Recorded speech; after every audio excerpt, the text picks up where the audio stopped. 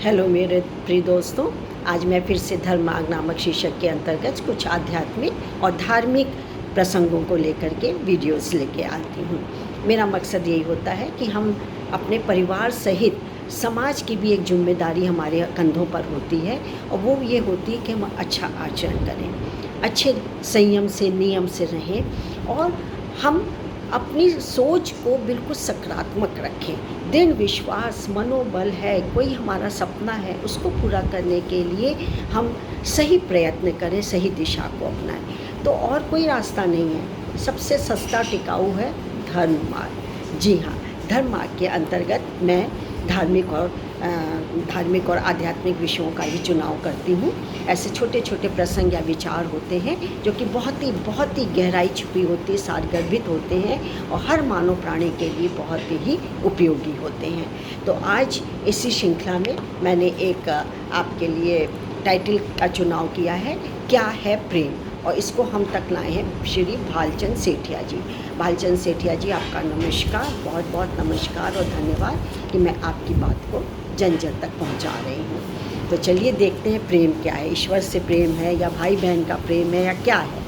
चलिए, प्रेम धर्म का प्राण है, प्रेम के बिना धर्म असंभव है। इसी प्रकार विवाह मानव संस्कृति का आधार है। विवाह संस्कार के बिना मानव संस्कृति निर्मूल हो जाएगी। प्रेम किसी से कुछ मांगता नहीं है, प्रेम केवल देने का भरसक प्रयास करता है।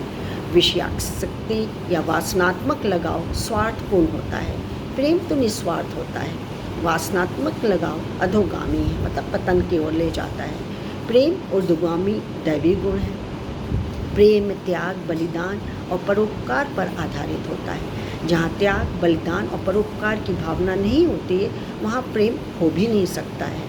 माता का संतान के प्रति प्रेम, भाई बहन का प्रेम, पति पत्नी का प्रेम, परस्पर एक दूसरे के कल्याण के लिए कुछ करने की भावना, कुछ देने की भावना पर आधारित होती है। प्रेम करने वाला अपना तन मन धन या व्यय करके दूसरे को प्रसन्न देखना चाहता है। वह स्वयं कष्ट सहता है, पर जिससे प्रेम करता है उसे कष्ट में नहीं रहने देने का प्रयास करता है। यही त्याग और बलिदान का भाव देश से, मानवता से या भगवान से प्रेम करने वाला होता है। प्रेमास्पद के लिए अपनी सुख सुविधाओं में त्याग और बलिदान का ही दूसरा नाम है। आज वैश्वीकरण और बाजारवाद के विस्तार के युग में पारिवारिक विघटन की प्रक्रिया तेज हो गई है। ऐसे में हमें समझना होगा कि संपूर्ण समाज में और विशेष रूप से वैवाहिक जीवन में हम प्रेम के विशुद्ध स्वरूप परोपकार को कैसे अपनाएं। जब कबीर कहते हैं, ढाई आखर प्रेम का पढ़े सुपंडित होए, तब वे परोपकार की उसी उदात्त भावना को इंगित करते हैं जिसके लिए तुलसीदास जी ने कहा है, परहित सरि से धर्म नहीं भाई।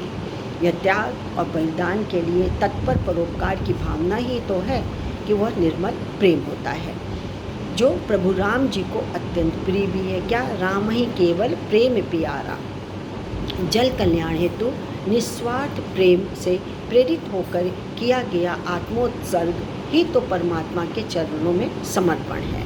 इस प्रेमपूर्ण समर्पण के द्वारा ही मनुष्य सब पापों से मुक्ति प्राप्त करने के लिए प्रभु के द्वारा बतलाए गए मामेकम शरणम ब्रज की स्थिति प्राप्त करता है, जो मानव मात्र का अभीष्ट है।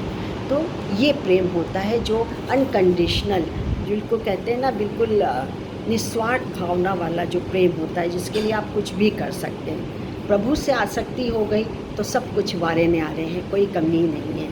लेकिन धरती पे रह करके हमारा पशुओं का देखिए कितना अनकंडीशनल लव होता है।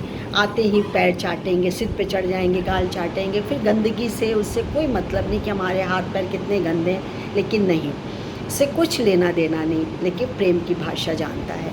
इसी तरीके से परिवार से फिर हमारा समाज, और समाज से पूरा राष्ट्र देश जो कि है, इसी प्रेम भाव से बंधा रहे तो किसी भी चीज़ की ज़रूरत नहीं। आज के लिए बस इतना ही। मैं doctor Manju Jain, retired associate professor from SN Sen degree college, Kanpur. Thank you.